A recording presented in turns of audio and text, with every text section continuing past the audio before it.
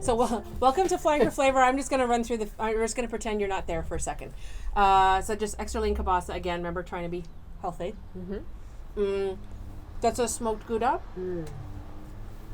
I have some last of my Manchego over there. This is a Comté from France, one of my favorite cheeses in the world. Oh, I've never tried it. Northern France will be very similar to Gruyere, Swiss type thing. Of course, that's chorizo. And then that's just a red pepper jelly.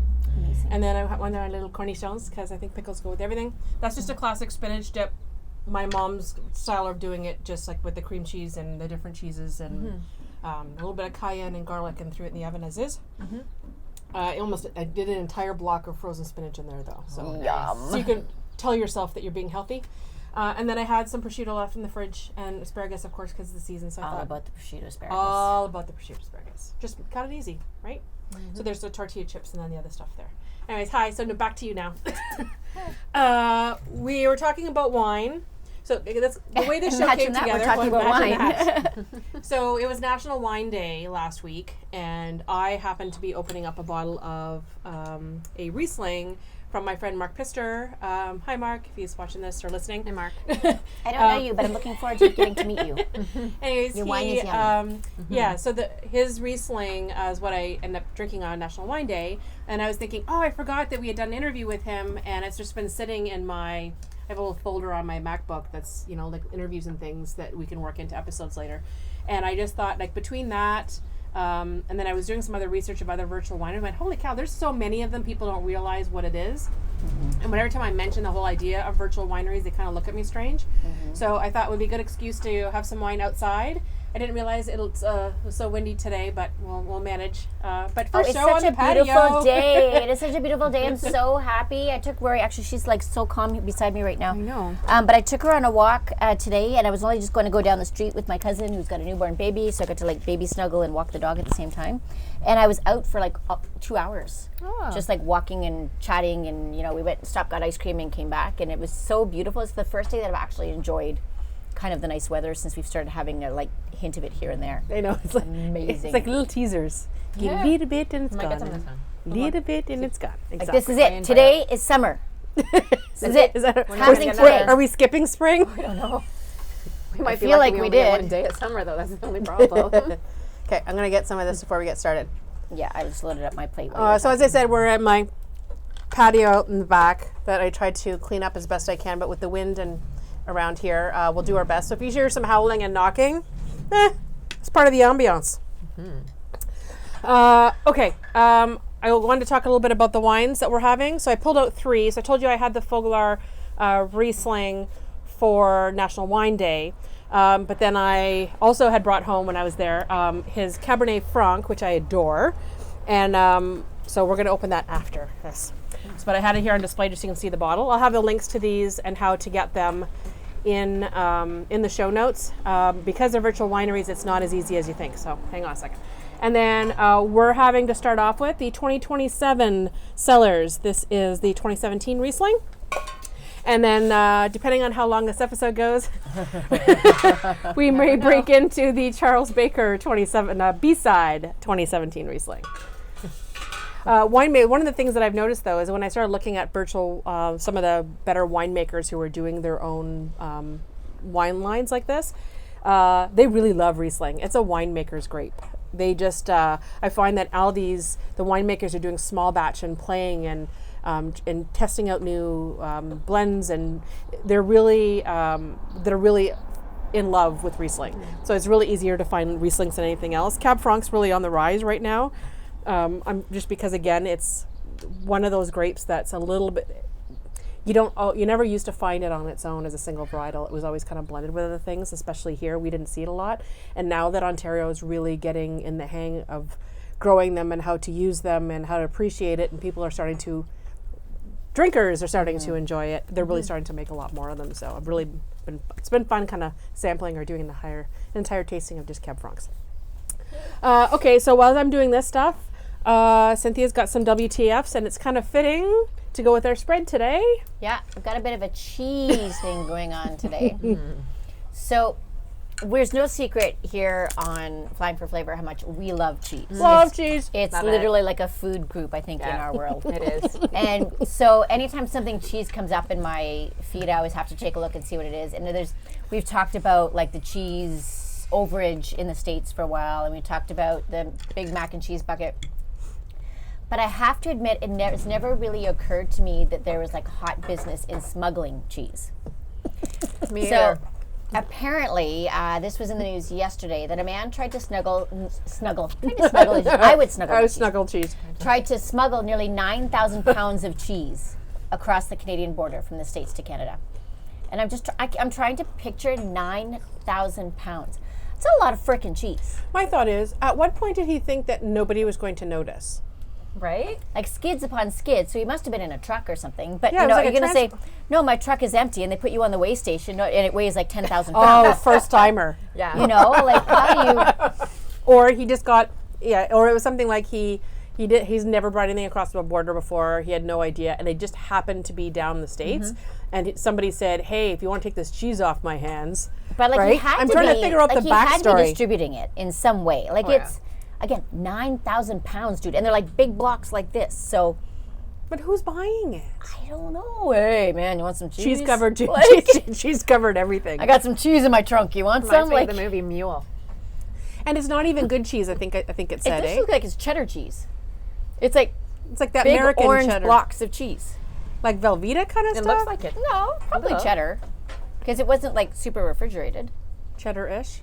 Yeah, I would say like American cheddar, American cheese, like that kind of thing. Oh, okay. Orange cheese. We call it orange cheese in our house. Yeah. Our Australian friends thought orange cheese was the weirdest thing ever because orange cheese is just cheese with orange food coloring in it, and their cheddar is white, like Yes. proper cheddar is. So yes. So this gentleman was fined $30,000 that he has to pay, and so don't when you're going across the border declare everything, especially when you're carrying 9,000 pounds of cheese. Yeah, just in case you're carrying 9,000 pounds of cheese. But to further kind of illustrate the world's love for cheese, have you heard about the Gloucester cheese roll? No. It takes place in England every year. And it's been happening, like the first recorded version was in 1826. They literally, it's like this big, hilly, grassy hill. Oh, did they actually roll the cheese? They take a block, and it's not very big. It's okay. I'm like stuck on right here. They take the block, looks like it's about this big, because there was someone holding it, it was about this big. They encase it in wood, and they roll it down the hill. And we'll post the link to the video. There's like bazillions of people racing because they're racing to catch the cheese. But it's so steep that they fall, and they roll, and they flip, and there are like multiple winners. There's one guy who's won it like 22 times, and all they win is the goddamn cheese. And it's small. Yeah, it's like this big. That is not worth the damage that you're going to do for your body when Right? you see these people bounce. Right? And they're on and off again, whether they've had like official organizers or not, buy you because cheese. of all of the injuries that happen and the liability. So a few times they've said the cheese roll is off, and the community has gone, no, you're not taking away our cheese roll, and they've done it anyways. So it's like completely like haphazard. They pick a day and someone donates cheese and it gets rolled down the hill, and people like break their legs going down this hill to get a piece It of looks cheese. like somebody did right there. Yeah. Yeah. That was the Ambulance guy. is there, and Yeah, that's just one of many things that I don't understand. Like how were people drunk one day and said, dude's "Let's do this and that's see what like, happened"? But we're talking like 1800s. And at the time of the documentation of it in 1826, it was already an old tradition. So I was The cheese actually roll? looking up Gloucester cheese roll. Gloucester's a really hard word to type when you're talking. Gloucester I'm just wondering if it's cheese one of those things that started off as a certain kind of tradition, and over the years it just got bastardized. I bet you. You know what I mean? Like originally it was we'll roll down the cheese. It was like a celebration of the season. It looks like is where it starts because there were so many. It's just so old. They don't have the official beginning of it, but it was apparently this Brockworth, Gloucestershire, in the UK. Every year on the Spring Bank holiday, they roll cheese down a hill. Huh.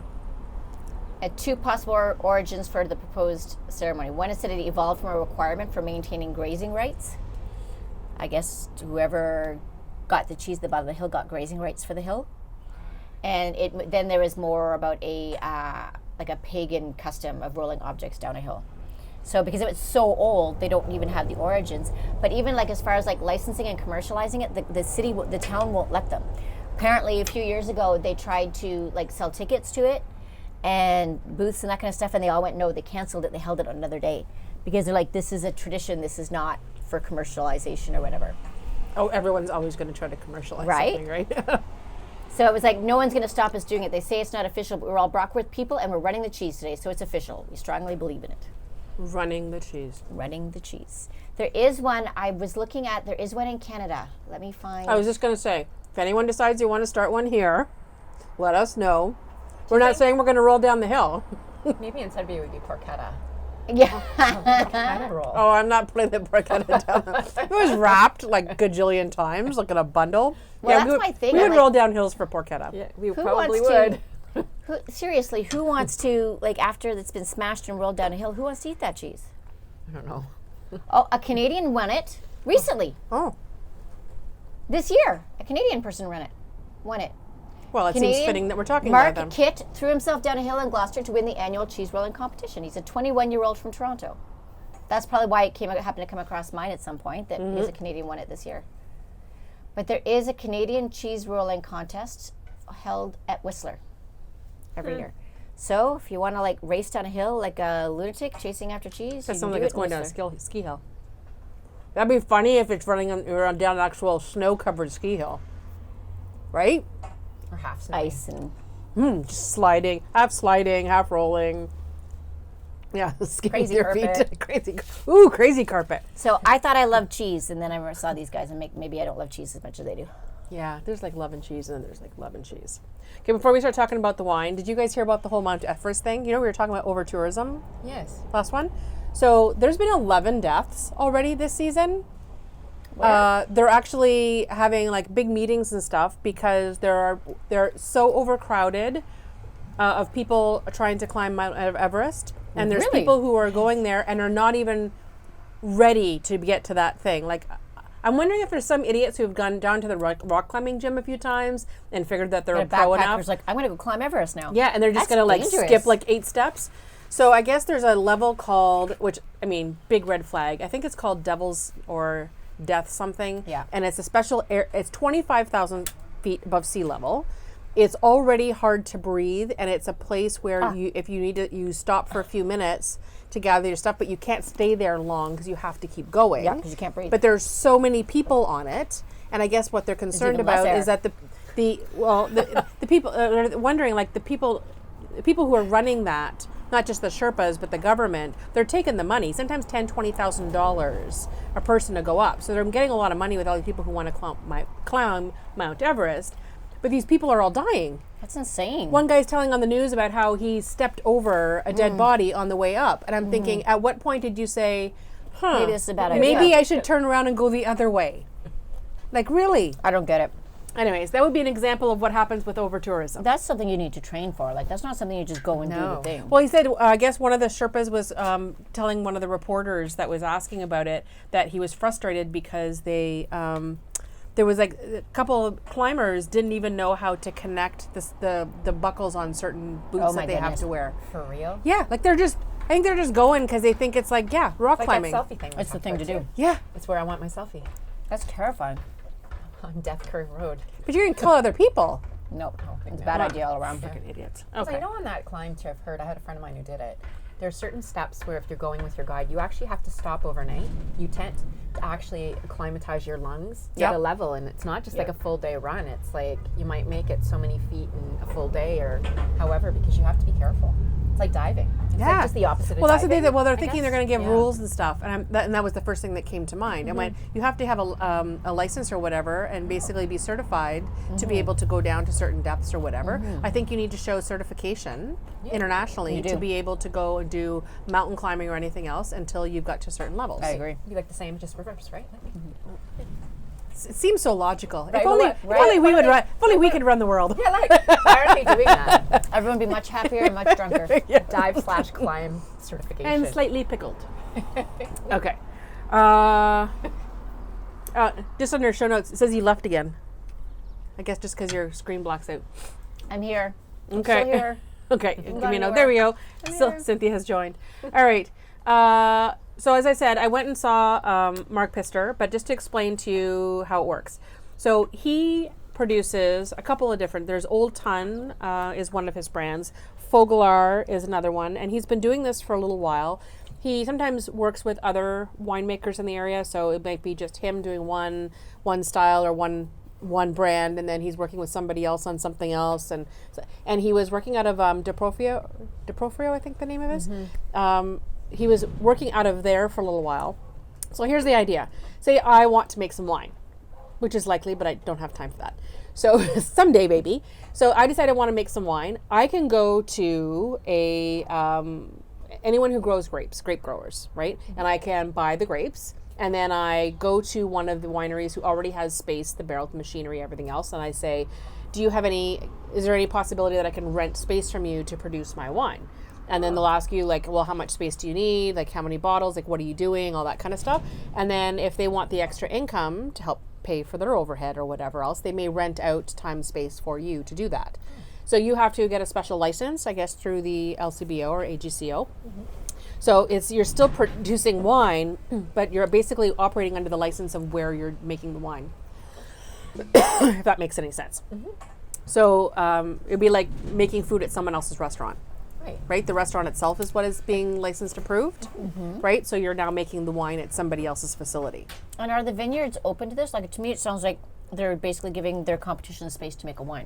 Well, it's a good question, and I did ask Mark, and you'll hear about that in a second. But you're not just going to go to anybody. So usually it's a winery where the styles might be similar, right? So it might be a draw for them. It could be a new winery that's trying to get more traffic there. It could be an older established winery that has so many regulars and regular clientele and only has so much production on their own that having this extra cash and stuff coming in is not really going to break them, right? So find a winery that's hurting and offer to make It's your not wine. even it's hurting. Some of them are just doing it that, they're only making so much. They like it, but they've got all this space and they've been around for a while. There's a lot of places. I know there's one in BC. Sometimes you hear them called crush pads. There's one in Okanagan.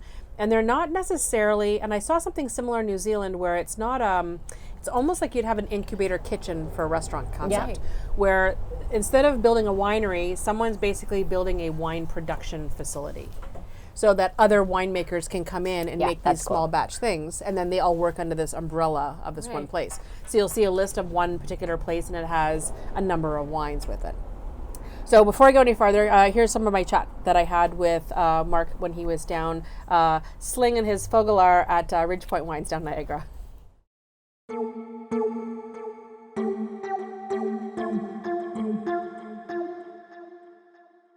do you want to start with? I don't know, we're in your hands. All right. And it's okay if we talk a little bit about the whole concept of the virtual winery too. Yes, I think that would be, 100%. because that would be a really interesting episode, just talking about how. Yeah, it's very important because even again this weekend we've been doing it for 5 years now, and from a virtual winery point of view, everyone's always a little bit confused. So it's really important to understand the regulations in Ontario prevent us from, or make it very difficult to access single customers unless you actually have a winery site. So you can sell to restaurants, just like say you had an industrial space that you made wine in. That's fine, you get a manufacturing license, you can make wine there. But you can only sell to restaurants or the LCBO. So you can't actually go direct to consumer. Okay. So from a margins point of view, being a small producer, it's actually impossible to only go to LCBO. Yep. Restaurants, it's completely doable. But then when the people try the wines at the restaurants, And they want to you get can't it. get them on the other side. So now so then what exactly, why are you exactly doing it? I know there are some wineries that start up like The Farm, who all they want to do is see their wine go into a product. So say that they went the straight restaurant stream and that was important for them, right? But if I'm making a brand that I want to be on people's tables at their homes, you have to be connected with the winery. And then it becomes a business relationship. And so, to find the right person, to find the right fit, and to have the right sort of trust between the two parties is very important, because essentially Morrow here at Ridgepoint, who's letting me do this, he owns all my wines, right? So I'll pay all the bills on him, but at the end of the day he owns all the wines. So he has to trust that I'm going to do the right things, both within the legal framework that exists here in Ontario, and as well from a quality point of view, because they are attached to his brand as well. So if I'm making really bad wines and it's having a negative impact on his brand, and he has to be concerned about that. So, and if I'm a winemaker, I'm saying no, I really like this, and he's saying no, I don't want to see that go into a bottle. Those are sort of some of the conflicts that can come up. I've definitely never had them with Morrow, and then even at my previous arrangement at Profio Wines, and there's never ever any issue with quality. But I mean, for me, it's just because I'm so attached to it in my wines anyways. I'm not going to put out questionable stuff. But if something goes wrong in the cellar and you still want to bottle and sell that wine, you can end up having a person who's virtual winery putting out wines that you don't necessarily want to connect with your winery, and that's another one of the risks. So you have legal risks, you have relationship risks, and at the end of the day, if you can make them all work, it can be really great for both, I think, the winery, for the virtual winery, and then also for the consumer, because then now I can afford to produce small batch, super high quality, really interesting stuff, and then go access the clientele that I want. And that I need, but I can go and find the people that I think sort of appreciate the brand, and works really well. So it's been a really good time here. I just released in December, first production out of Ridgepoint. Prior to that, I was at DeProfio, and I had several years in production. But moving from DeProfio to here required me to, or now I can't sell the wines that I have in bottle to consumers, because it's no longer under their license. As soon as you move it off of their license, that wine all has to go to LCBO or to licensee now. And so I initially built my brand with really good direct-to-consumer sales, and not a lot of restaurants. And so now I've spent the last few months trying to grow the restaurant side of it. And that's when you're selling to restaurants, that's about a year of developing relationships before you sort of really start to get some really good connections that you can then grow off of. Right? And so with my other business, I don't get a ton of time to be able to do that on a consistent basis. So I've spoken to some people about representation, and then again, it's another really important relationship. So. Well, I know somebody who would always like to do some sales stuff. So.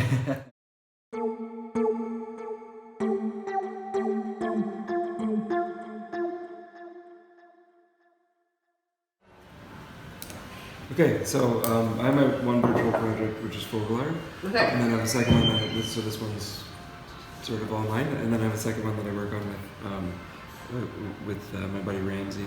Okay. And it's also released through here, and it's called The Old Town. Okay. Mostly we're working on cool sort of sparkling products. So we have 2 ciders right now.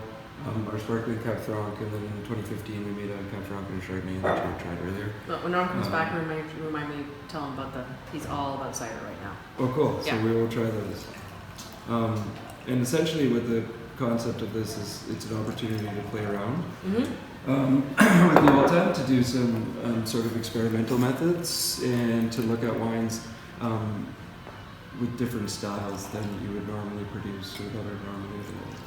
Lots of people do really cool, fun stuff, and then we were just like, yeah, we might as well do it for ourselves, and just see, it's a practice for winemaking, and gives you, opens up ideas and opportunities to be able to, where did they go? Just at the back at the top. Oh, they're Just while you're opening that, did you want to place an order as well? I don't know if I'm going to be able to sit down with you guys for lunch or not. It just depends on how busy it is. So. Okay, that works. Thanks. Oh. Thanks. He was telling me while we were doing that. So this other brand is also his. The Old Town. Yeah. And they're also doing ciders. So we'll try some ciders at the end, like a 100% Muscat.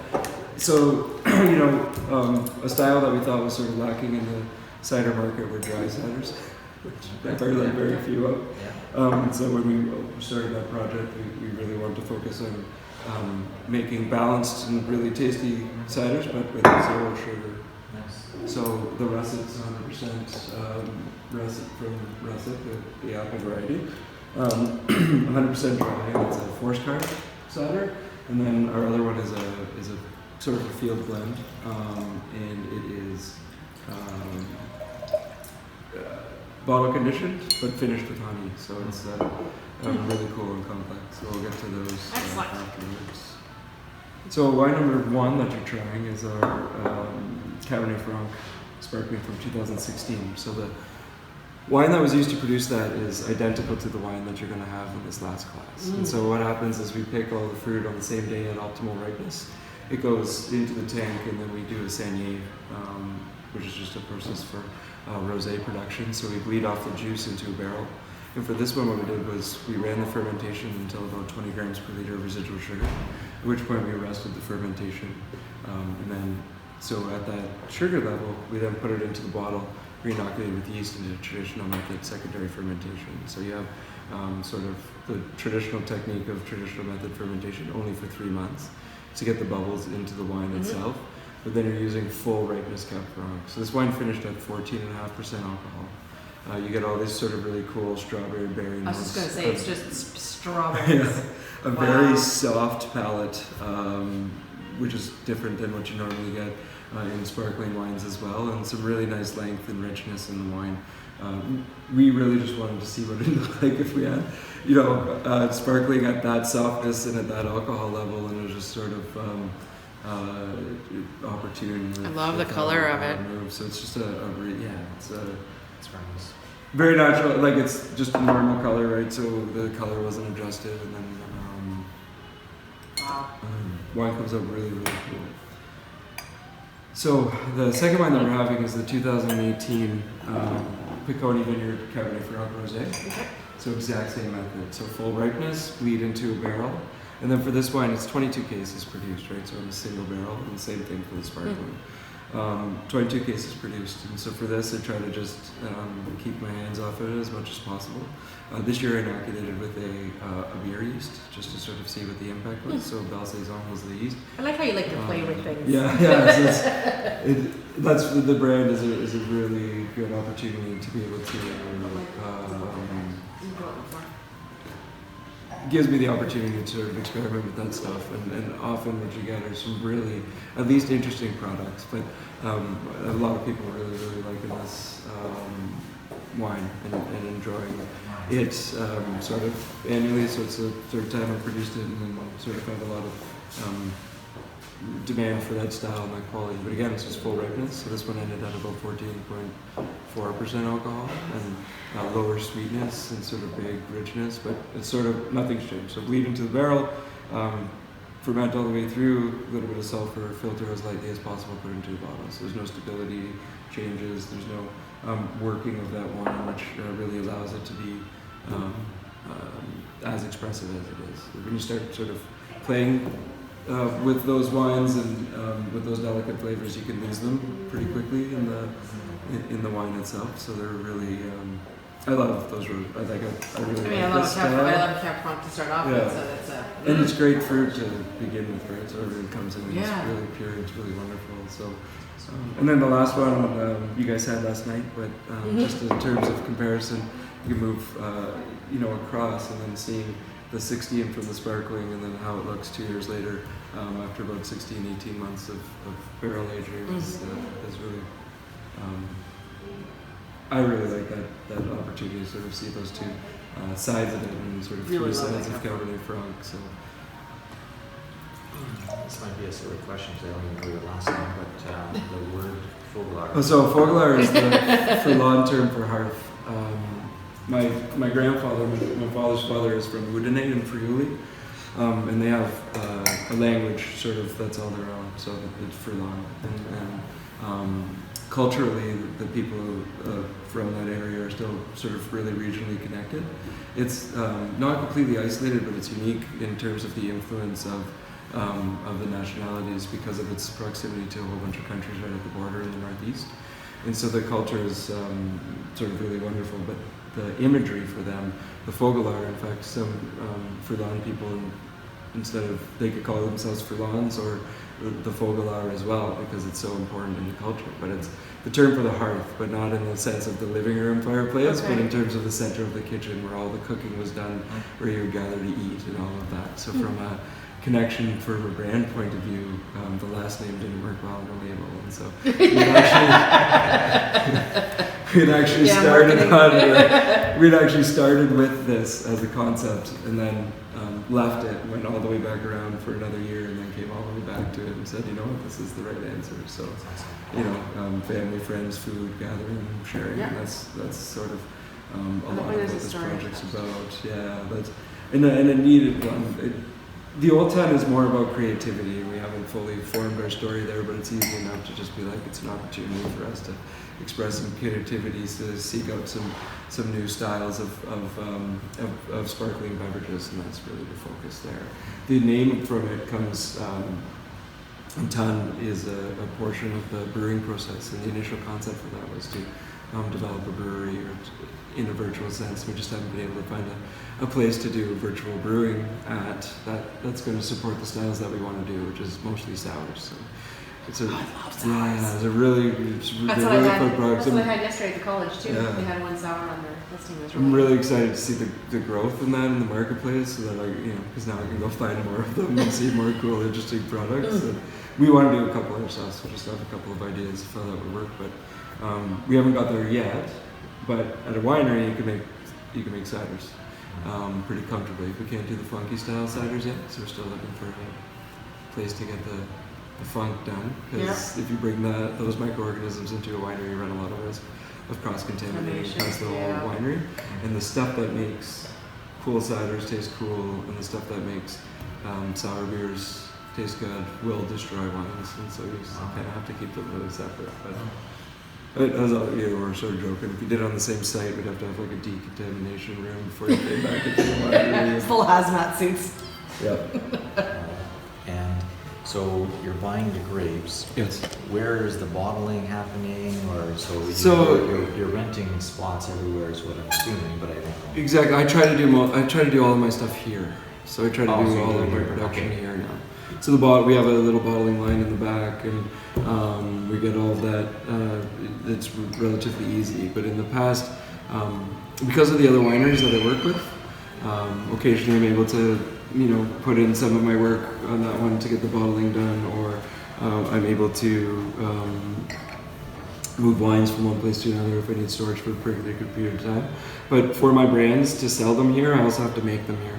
From a legal point of view. And so I need the space here to actually exist, and I need to be able to use it and move forward with that. So. Okay.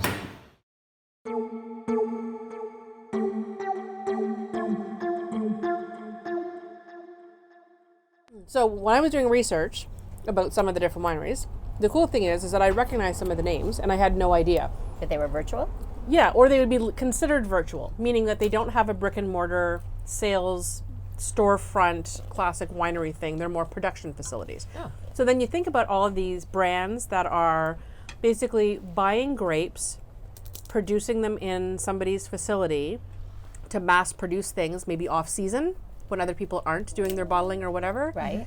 So, because all of a sudden my brain started going. So you think about things like Sawmill Creek, doesn't have its own. Copper Moon, Solanero, which is another. Those are three big brands from BC. They're huge. They're huge, and Sawmill Creek, of course, does all the boxed wines, right? So my thought would make sense that if Sawmill Creek went and bought all the grapes, figured out a classic blend that would be easy to do and very inexpensive, they would go to some winery or crush pad type thing when it's not being used. Just produce masses of it, enough to fill all their boxes and have facilities for it.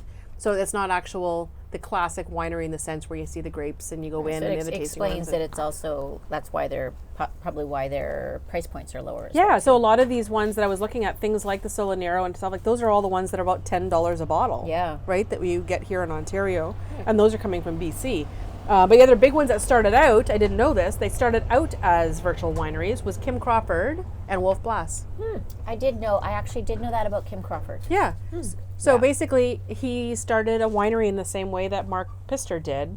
Was he had decided on a certain style that he wanted to do. He asked if he could make it at a particular winery. They let him. He went and did all his own branding and did whatever. And to sell it, they rely a lot on restaurant sales. Is a big one for them. And then if it's not restaurant sales, it is direct to consumer. So you need to have the wineries either you have to allow this other winemaker to sell wines in your tasting room, or they can just do pickup. Like they may have a shelf dedicated for it, but you won't be there personally to do like tasting consignment. things, and then all online. So it's interesting because there's quite a few. I have the list on the in the show notes. I just typed out a whole list. Like there's a whole section from Ontario. There are some from BC, and then there's a whole pile there from the States that names that you may or may not recognize. But it's one of those things that if you're listening to us from the States, that you can go and take a look for them. But it's kind of cool when you think back, because every time you look at a bottle and you try to put this romantic air about it, that it's right, that you're wondering what the vineyard looks like and this and that, and sometimes it's the same thing. Like it's hard for you to go. People just think that they can go and visit any winery at any time. Yeah. A lot of these you wouldn't necessarily be able to, right? You may have to make appointments with somebody or just to taste them, or you have to go to a restaurant where they're sold, and a lot of times the information is only available on their social media pages or restaurants. So I'm going to be at a wine bar in Toronto Friday, and one of the virtual wineries sells theirs in that wine bar. So I'm going to go and try it. So I'll post it on social media at some point on the weekend. Just where I am and which wines I'm having, which I thought was kind of cool. Neat. So by the time you're watching this, if you're diligent in watching us when we release it, like on a Saturday, I am in Niagara already.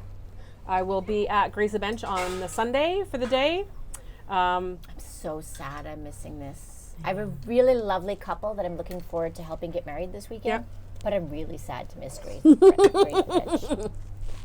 So I think I forget how many wineries they had last year, but I think there was 7 this year. So I'll be there. Jimmy's meeting me there at some point on Sunday. Jimmy! Yay, Jimmy. In case he hadn't got rid of it yet, if you look up Niagara Selfie King or Jimmy Russell on Instagram or Facebook. Jimi Russell. Yes. He messaged me last night that he has 1 spare ticket for Sunday's Graze the Bench. I guess he was gifted to him as a thank you for his volunteering. I don't need to walk at Graze the Bench, right? Yeah. You have to. Yeah, you actually have to walk. Shit. Because I'm usually broken the day after wedding. Damn it. Yeah. No, you got to. Well, there's like walking and shuttle. The shuttles take you to each winery, but some of them are so close together that you're kind of walking in between. So so he'll be there volunteering or whatever. So he might make an appearance on my social media feed. Well, you probably will. So Steph's drunken posts will be happening throughout the weekend. Wouldn't be too bad. So yes, between going to see wine bars and then Graze on Sunday, and then I'm going to be at Foreign Affair actually on this Saturday, which is the day this is released. They have a big picnic, some kind of a outdoor event happening on Saturday. So I'm going with Robin. So our old show friend Robin. Yeah, so Robin will be with me for the weekend. Yes. Have fun. Robin and the boys. I realized at our last, you can probably cut this out, but I realized at our last competition, we were only like an hour away from Robin. And I'm like, I should have texted her and Mike to come and hang with us and have some drinks. Yeah. But I didn't think of it till like the last day, and I was like, oh shit, I totally forgot, because we were in Alliston, which is just down, like a hop, skip, and a jump. Yep. I didn't realize where Alliston was till I got there, and then dance weekends are crazy. So if we go back next year, I'm going to message them and hang out. Yeah, exactly. She's always up to going for drinks, and that's why we're friends. Right? Yes. Okay, and so besides that, Cynthia and I are going to be in Prince Edward County the weekend of June 21st to 23rd. We haven't quite figured out our itinerary for our stops yet. There are a couple of wine writers that I want to reach out that live in that area that maybe either want to come meet us for a drink or whatever, which I think will be kind of interesting. I think I'd like to find out about this career of people doing wine and travel writing. Right? Like they actually make it's a career for them, right? So I'd really like to kind of chat with them about that. But some of the regulars that are down there, I think it'd be kind of fun to go to. I want to take you to Rose Hall Run is one of my favorites. That down there. It's up a balls. And then there's I'm trying to think of some of the other ones that I really like that I'm down there too. Sarah's favorite is Casadilla. Yeah, I like Casadilla too. There's one, it's their Pinot Noirs. And there's another one that only had they only make a few wines, but they're beautiful. And for the life of me, I can't remember it. I want to keep saying 5 Rose, but that's Niagara. I'm like 5 Rose, isn't that a flower? Yeah. No, I can't remember it right now, but we'll be posting it, so we'll update it like next week's show. Next week's show is about barbecue. Barbecue! Yeah. So we still have to talk Mark into it, but I'm excited. So I've already got three 3 barbecue and smoking aficionados from up here in Northern Ontario that are going to give us videos of their favorite barbecue and smoking tips to add in there. And then if we can get Mark in, we'll have 4. I'm just gonna make him come. It'd be really interesting if you're listening to this before then, like if you're sometime before like next Wednesday or whatever, before next week's episode, if you're a female griller, can you please reach out to us? I have my own barbecue tips that I can share, but it's funny when I look online and everything else, the only ones who seem to be all in on this barbecue grilling thing are all guys. And I am sure there are some #girlscan'tgrill. In the meantime, please rate and subscribe on iTunes or your favorite podcast player, and subscribe to our YouTube channel.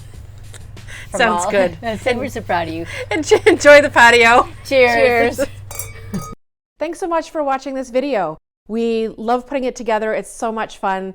All of our favorite things, good food, good drinks, a lot of travel talk, and we put it all together in one fun show. So make sure you follow us here, click on the videos below, follow, subscribe, and find us on your favorite podcast player. We'll see you on our next trip.